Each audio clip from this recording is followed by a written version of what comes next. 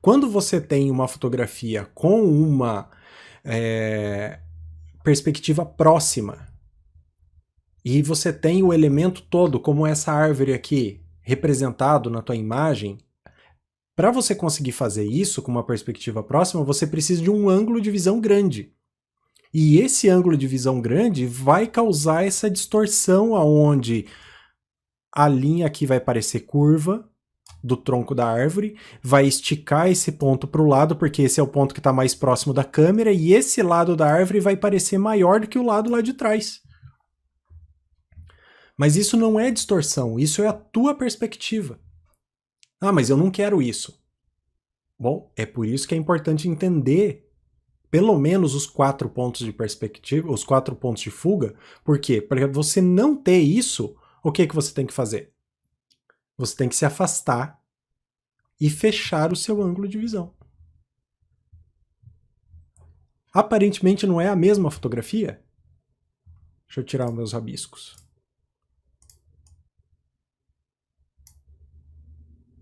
Aparentemente é a mesma fotografia, certo? Mas por que essa não parece distorcida a árvore? Porque o meu ângulo de visão aqui não torna aparente os 4 pontos de fuga.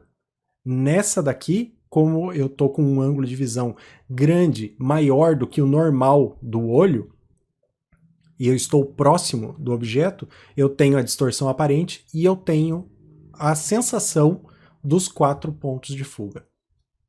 Certo? Então não é a perspectiva, ela sempre tem todos os pontos de fuga que são possíveis ser incluídos dentro do ângulo de visão. Mas a aparência, o quanto as linhas se entortam diante dessa perspectiva, depende da tua distância. Quanto mais próximo você está de um objeto, mais distorção aparente ele vai ter. Não em função da lente ser angular, mas em si da presença óbvia dos 4 pontos de fuga. Estão entendendo? Todo mundo ficou quieto. Adoro quando todo mundo fica quieto. E eu não sei se estão entendendo ou não estão entendendo. É claro, eu dei uma volta teórica grande, porque senão se eu venho aqui e falo para vocês, a diferença entre essas duas fotografias não é a distorção em barril da lente. A diferença dessas duas fotografias é que essa aqui tem 4 pontos de fuga e essa daqui tem 2 pontos de fuga. Bom, como assim?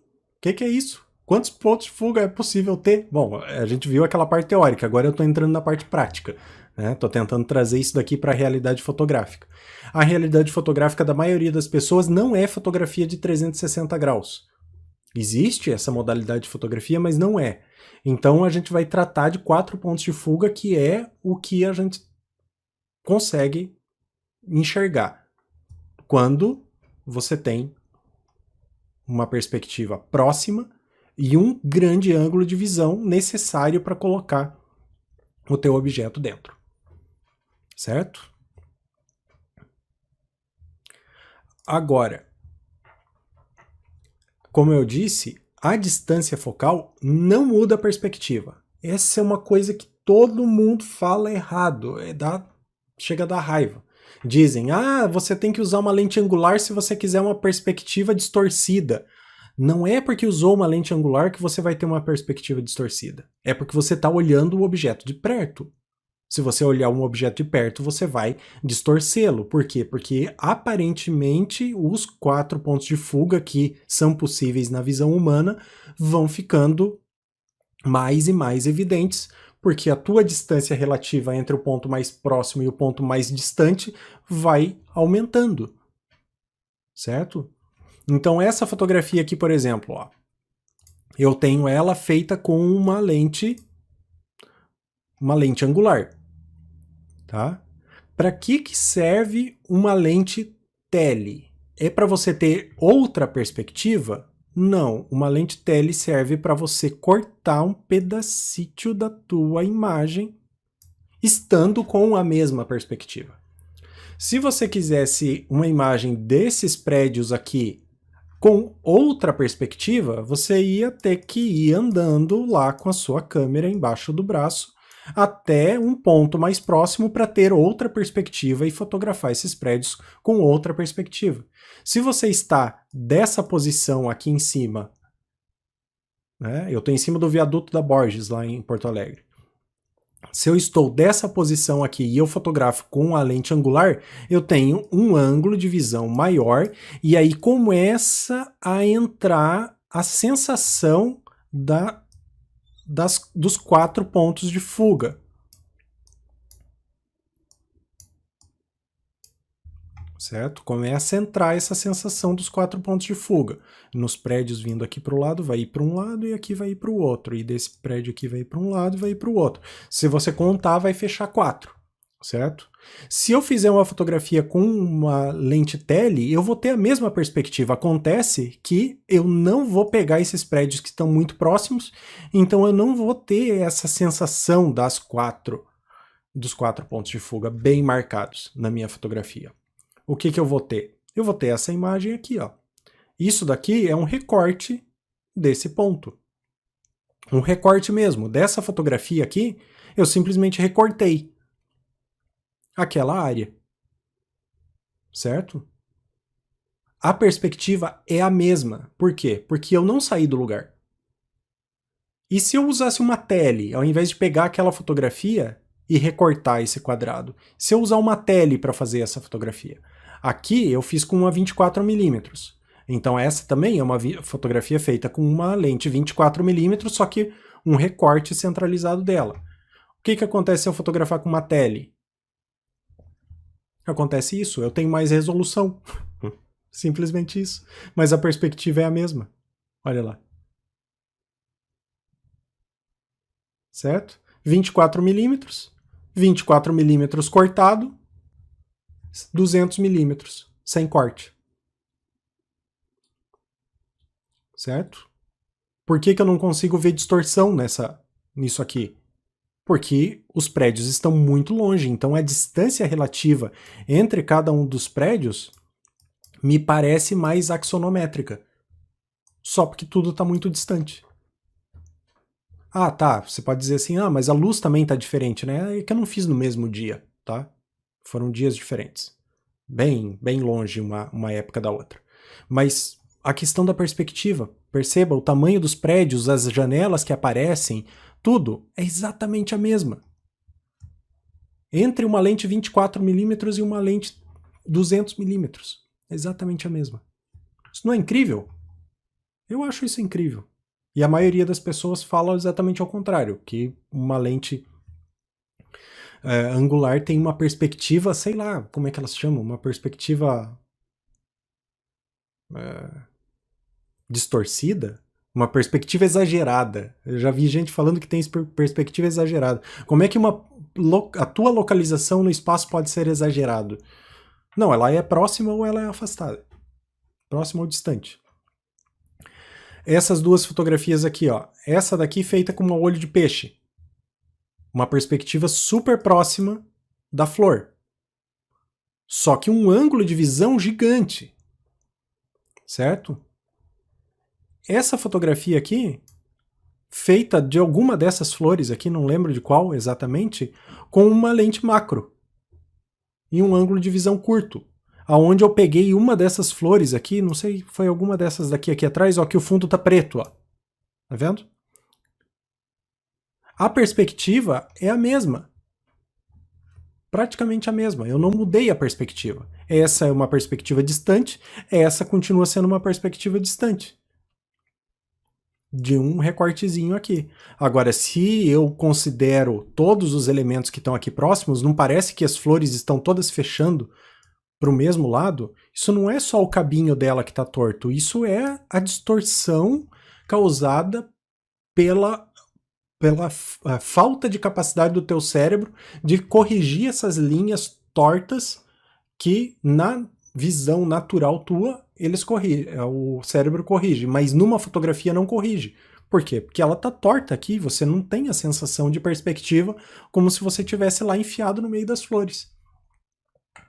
Isso é muito legal de explorar na fotografia. E essa é a função de uma lente angular. A função de uma lente angular não é ter um ângulo maior de visão, é permitir que você tenha os objetos grandes, mas de uma visão muito próxima, de uma perspectiva muito próxima. Agora, não é a lente angular que faz a perspectiva ser próxima. Se você não se aproximar do objeto, a tua perspectiva vai ser distante. Mas se você se aproxima, a tua perspectiva vai ser próxima, vão se criar essas linhas tortas, e é isso que dá a sensação de proximidade. Se você for lá e retificar essas linhas no computador, a tua sensação de proximidade se vai para o beleléu, não existe mais. E aqui eu tenho um exemplo daí precisamente matemático, bonitinho, feito para mostrar para vocês a diferença de perspectiva entre duas distâncias focais não extremas. Nessa fotografia aqui, eu tô com uma lente 35mm e estou fotografando a uma distância que eu estou chamando de distante, certo? É um pontinho que eu escolhi ali na frente dessa igreja, que eu chamei de distante. Perceba como o topo da igreja aqui, ó, eu alinhei exatamente com a passagem do morro, certo? Na 35mm com a minha posição distante. E que a ponta da torre está no limite da fotografia de cima e o final da escadaria está no limite da fotografia de baixo. Certo? Depois eu coloquei a câmera em 18mm, coloquei a lente em 18mm e me aproximei da igreja a ponto de ter o topo da torre no limite da fotografia e a base da escadaria no limite de baixo. O que aconteceu com a igreja? Ela parece que ela está tombando. Por quê? Porque eu estou mais próximo da base dela do que do topo dela. E se eu tivesse um reflexo dela para baixo, o reflexo teria feito assim. Se eu estivesse voando a meia altura, essa parte da igreja faria assim e essa parte assim, igual ao cubo que eu acabei de desenhar para vocês. Por quê? Porque eu estou com uma perspectiva próxima.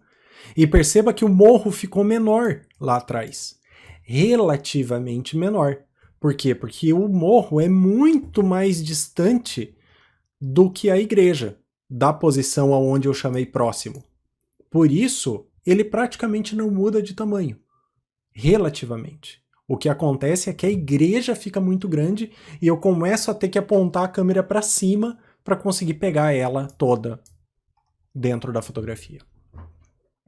Portanto, se você quer uma fotografia arquitetônica, onde você não quer a sensação de que os prédios estão tombando para trás, você precisa fotografar a uma perspectiva distante.